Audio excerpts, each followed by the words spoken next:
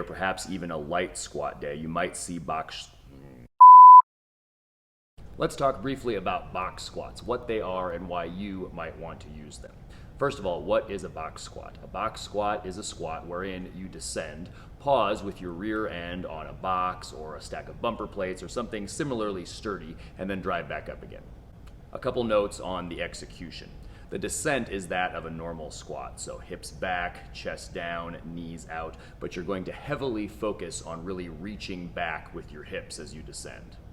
Also, your box needs to be set at a height where, when your butt is on the box, your hip crease is just below the top of your knee. In other words, your box needs to be set at a height where you can actually achieve depth. This may seem rather obvious, but if you're training on your own, you're going to want to record yourself so that you can make sure that when you're on the box, you're actually at depth, so that you can make sure your box is the right height. At the bottom of the squat, pause a legitimate 1 to 2 seconds. Go ahead and count in your head 1001, 1002.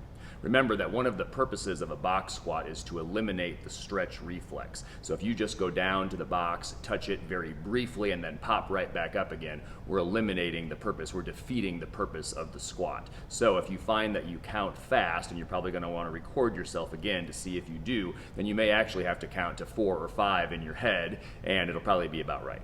At the bottom of the squat, when your butt is on the box, stay tight. So when you start the squat, take a breath, perform your Valsalva, hold that Valsalva all the way down, hold your Valsalva during the pause at the bottom, and then continue to hold that Valsalva all the way back up until you release your air at the top. Don't relax anything at the bottom. Yes, the box will take a little bit of the weight when you're at the bottom with your butt on the box, but it shouldn't take much. We're not relaxing at the bottom. We're not rocking back and forth. Stay extremely tight at the bottom and, of course, as you drive back up. And last, of course, during the ascent, drive your hips back up, but also know that it will be slower than a regular squat. Remember, we've taken out the stretch reflex. Next, when and why might you do box squats? Well, if you have a medium squat day or perhaps even a light squat day, you might see box squats show up here. Now, of course, the volume and the loading have to be managed, and this is especially true if it's supposed to be a light squat day. The box squat is a disadvantaged squat since it eliminates the stretch reflex, so you'll have to use lighter weights than you would for a normal squat. So it fits the bill for a medium squat or perhaps even a lighter squat, but notice that lighter does not necessarily mean easy. A box squat can also be used for a number of other reasons as well, one of which is that it can help a lifter focus on a specific technical issue.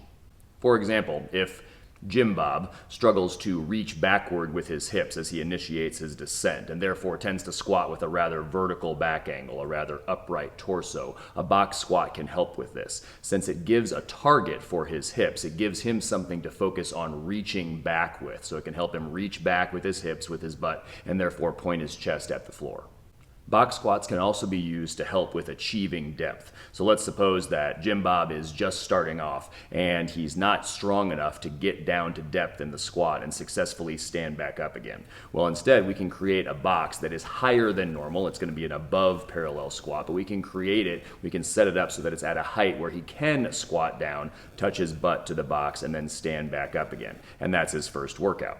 Then the second workout for his squats, we're going to lower that box by maybe an inch. And then the third workout, we're going to lower it maybe an inch again.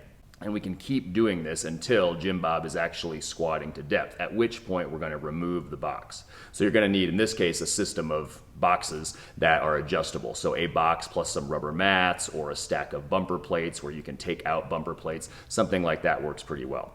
If you're using a box squat for this purpose, you're not interested in removing the stretch reflex. We're just using it to achieve depth. So don't worry about pausing at the bottom. In this case, Jim Bob is just going to touch the box very lightly, really as a marker, and then drive his hips back up again. We hope this was useful, and if it was, please let us know. Hit the subscribe button or leave us a comment below or give us a thumbs up. We will see you next time, and as always, we hope this helps you get stronger and live better.